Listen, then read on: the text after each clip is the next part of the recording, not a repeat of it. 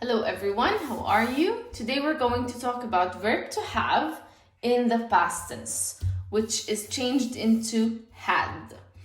So the learning objective of this video is to be able to identify and use verb to have in the past tense in statements, negation, and questions. Let's start.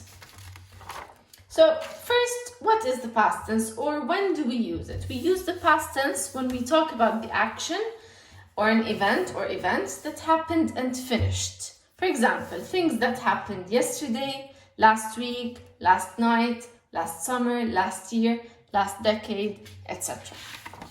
Verb to have. In the present, I have two ways to use it, depending on my subject. If my subject was I, or you, or they, or we, I use have. If my subject was he, she, or it, I use has. So have or has, depending on my pronoun or subject. Now, in the past tense, I only have one option for all of the subjects, all of the pronouns, which is the word had. So I change it into had with all of the subject. No other conjugation for the verb to have in the past tense. Okay, let's see some examples. We're going to see some examples for verb to have in statements, verb to have in negation, and verb to have in questions. Let's see. Verb to have in statements, which are sentences, informative sentences.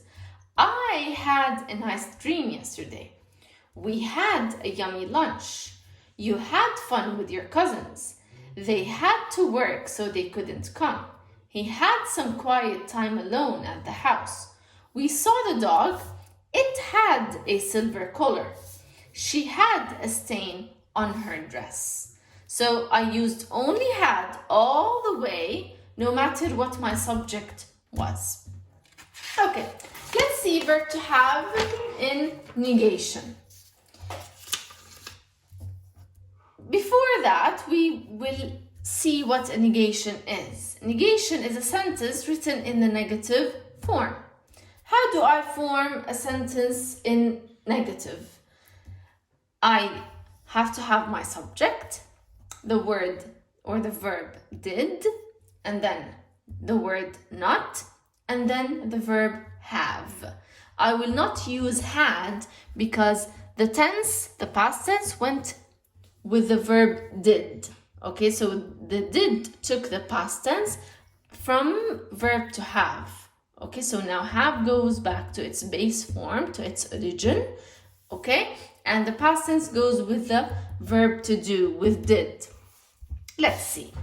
I did not have a nice dream. The original sentence is I had a nice dream, but now I want to negate it. I want to form it in the negative. So I say I did not have a nice dream.